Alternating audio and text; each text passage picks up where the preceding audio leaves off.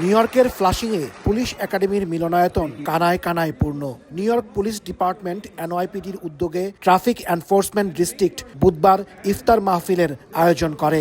এতে ট্রাফিক পুলিশের প্রধান ফিলিপ রিভেরা, পুলিশ বিভাগে বাংলাদেশি বংশোদ্ভূত কর্মকর্তাদের মধ্যে সর্বোচ্চ পদধারী commanding officer inspector Khandakar Abdullah সহ ঊর্ধ্বতন ব্যক্তিরা উপস্থিত ছিলেন। বাংলাদেশি ট্রানজিট অফিসারের ইফতার আয়োজনে আসলাম।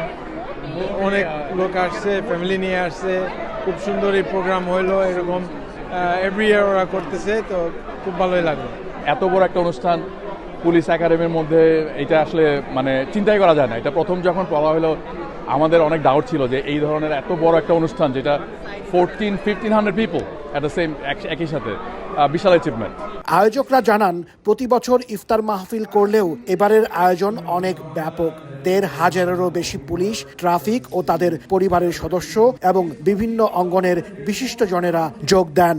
আজকের ইফতার পার্টিটা এটা আমাদের মুসলিম উম্মার জন্য অনেক বড় অ্যাচিভমেন্ট। এরকম ইফতার পার্টি ডিপার্টমেন্টের মধ্যে এইবারই প্রথম।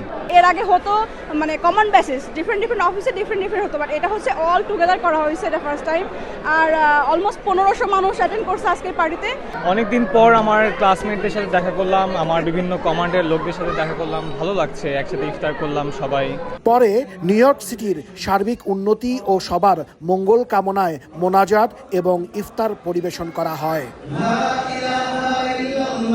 শুধু ট্রাফিক পুলিশ নয়, পুরো এনওয়াইপিডি অর্থাৎ নিউ ইয়র্ক পুলিশ ডিপার্টমেন্টেই গুরুত্বপূর্ণ পদে রয়েছেন মুসলমান এবং বাংলাদেশি পুলিশ অফিসাররা।